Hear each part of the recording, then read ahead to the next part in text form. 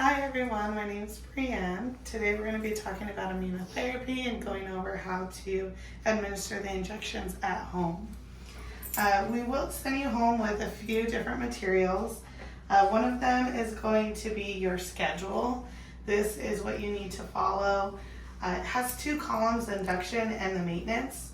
The induction we'll go over in just a bit, but it also is dated and tells you exactly how much to give of each vial at which date. So if you ever have any issues following this or anything, then please contact us so we can revise the dates. The next thing is the guide. This is a little packet. It's going to go over all the things we're going to talk about today. And then it also goes over just in detail some of the things to look out for, how to drop the syringes. So if you have any questions after this demo, please refer to this. If it doesn't answer any of those questions, call or email. As far as your materials go, you're going to have a packet full of syringes. This is 25 syringes, so it should last you for quite a while. All the syringes look like this, and you'll use a new one each time. This is your sharps container. This is where you will store your syringes after they're used. Pack this jam-packed, and then once it's full, you can bring it back to us. We will dispose of it and you can purchase a new one. The immunotherapy is going to come in two different vials. So if we refer back to our guide, there is an induction and a maintenance. So the induction is going to be the smaller dilute sample. The maintenance is going to be the full strength, and it's the full vial.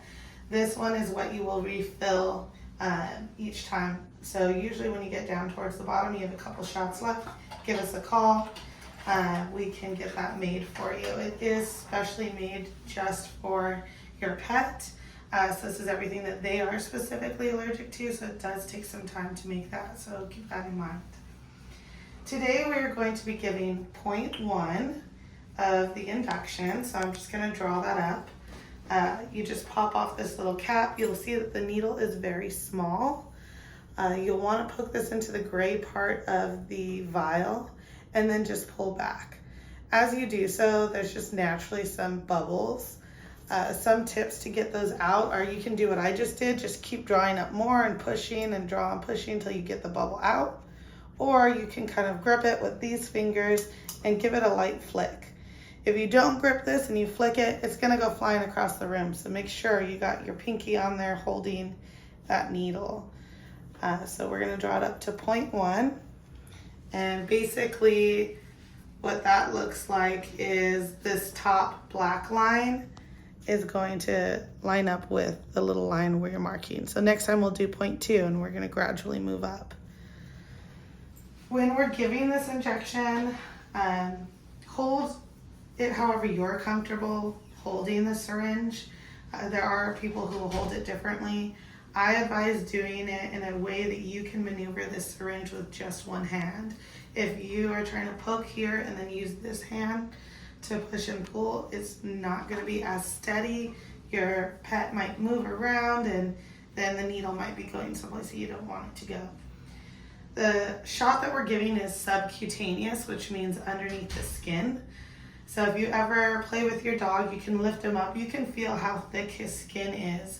We want to get underneath the skin into that dead space there. That's not the actual muscle. You don't want to be hitting, like the actual meat part of him.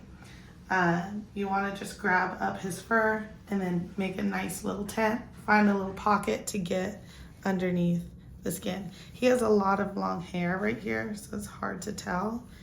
But if you pull it up here, part the fur, you can see where the skin is and where we will be giving the injection. I hold the syringe with these two fingers. Sometimes you can hold it like this. If this is more comfortable, you can hold it with these two and use this finger. You need to, once you are in the spot that you're poking underneath the skin, you need to aspirate. What that means is pull back on your plunger. This part of the syringe is a plunger. You're going to pull back, make sure there's no blood. That ensures that you are not in a blood vessel.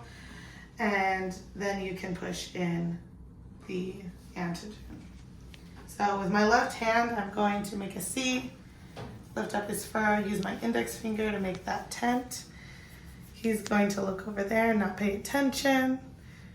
I'm going to poke straight in underneath the skin, pull back on my plunger. There's no blood there, so I know that I'm in the right spot. Then I can push the injection in. Remove the needle and then dispose of it in your sharps container. You do not need to recap it. Just toss it straight into your sharps. Lastly, after giving your injection, make sure it's at a time that you're going to be home or someone's going to be able to watch them. They can have an allergic reaction to what we're giving them, because essentially it's everything they're allergic to. We're trying to desensitize them, but they can react to it. So some reactions would be vomiting, diarrhea. Typically happens a half hour to an hour after giving it.